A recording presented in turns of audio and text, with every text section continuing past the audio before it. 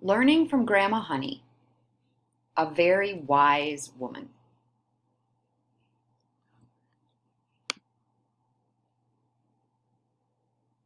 I interviewed Mildred Margaret Honey Gum Bowman, my grandma on my mom's side. I chose to interview her because I've always respected how strong she is and wanted to hear more of her stories. I hope to learn more about her childhood and glean some wisdom through her experiences. When interviewing Grandma Honey, I discovered that being a woman in the early 20th century was extremely exhausting, and that being a strong woman means both being fiercely independent and strongly connected to others. My grandma was born Mildred Margaret Gum in Matteson, Illinois in 1925. As the youngest of five sisters, she was given the nickname Honey early on by her older sisters. It stuck so well that I never referred to her as Grandma Mildred. She was always Grandma Honey. I knew her to be really stubborn and opinionated, but she did live through a lot.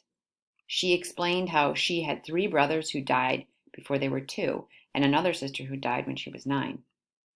Her dad worked as a custodian in the local school, and she would have to go with him after school to clean. She was always tired. She married my Grandpa Herman at the age of 41, which was really old in that time. But she never thought she'd get married because she worked and earned her own money and took care of her whole family before that.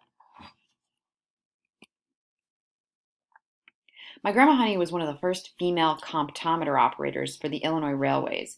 She earned $7 a week because she was a mathematical whiz. I didn't get that, Jean. This meant that she was independent and didn't need to get married to support herself. Actually, when she met my grandpa, she liked him, but she didn't want to get married. She'd seen all of her older sisters in bad, abusive marriages and didn't want to become a wife. This is her describing when they first met. I didn't blink an eye. I was very well aware of him. There was nobody else on the taxi. He wasn't making a mistake.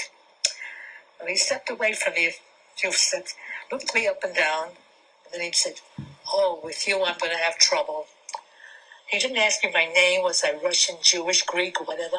Because the coloring was the same in that community. He just said, "With you I'm going to have trouble." So I looked at him now, and I walked away from him. He followed me.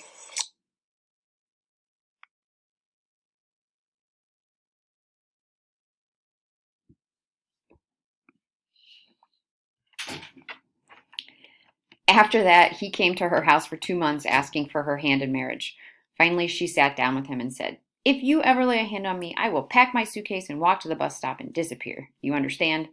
He agreed, and so they got married. I was interested in what the normal salary for women was in the 1920s when my grandma was working at the railroad. I consulted the United States Department of Labor and found this information. With two exceptions, New Zealand in 1894 and Australia in 1896, no country had a minimum wage law until the 20th century.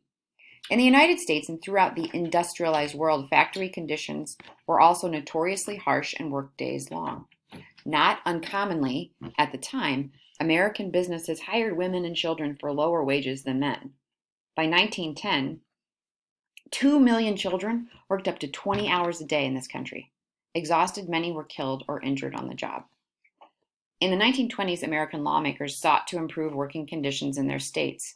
By 1925, 15 states had passed minimum wage laws, including California at 16 cents an hour.